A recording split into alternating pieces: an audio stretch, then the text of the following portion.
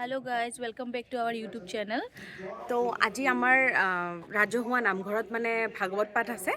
তাৰ কিছু দৃশ্যাংশ আপোনালোকক দেখুৱাই যাম যিমানখিনি পাৰোঁ আৰু চাই যাব আগলৈকে ভিডিঅ'টো আহিছোঁ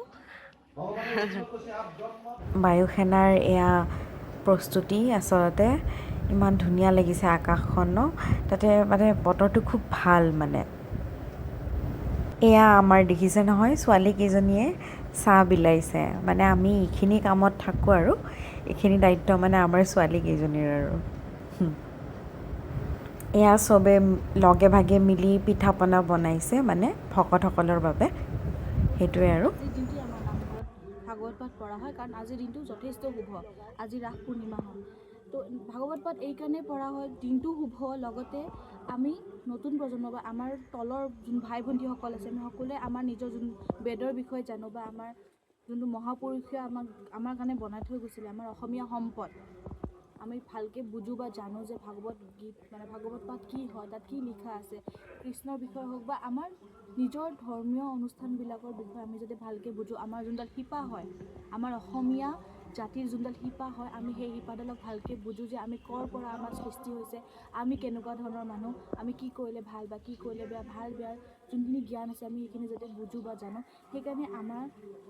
আমাৰ চুবুৰীয়াত আমাৰ ৰাজহুৱাভাৱে এই পাঠটো পঢ়া হয় আৰু আজিৰ দিনটোত আমি এটা মানে কি বুলি কয় এইটো এটা মানে আমি সকলোৱে নিজৰ যোনবিলাক কাম কাজ চব বাদ দি পিনে আমি এই অনুষ্ঠানটোত উঠি পৰি লাগিবৰো কাৰণ আমি সকলোৱে জানিব বিচাৰোঁ যে আচলতে হয় কি বস্তুখিনি।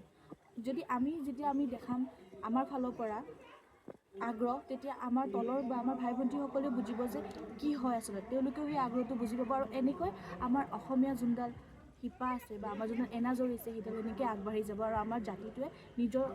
জাতিৰ বিষয়ে বা নিজৰ শিপাৰ বিষয়ে পাহৰি নাযাব যে তেওঁলোক হয় কোন বা আমি ক'ৰ পৰা সৃষ্টি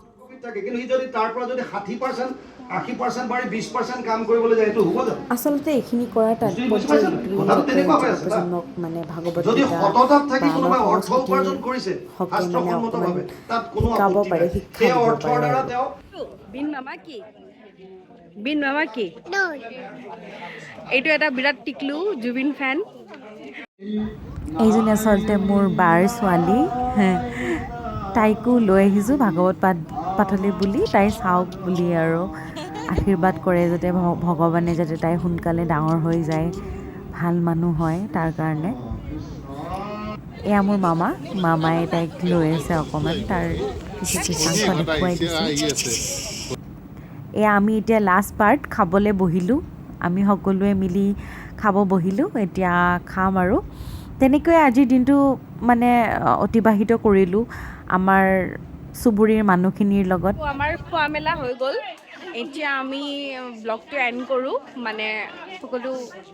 অনুষ্ঠান পৰ্ব শেষ হৈ গ'ল আৰু ঠিক আছে, আকৌ লগ পাম নতুন এটা ভিডিঅ'লৈ, তেতিয়ালৈকে এৰিলোঁ।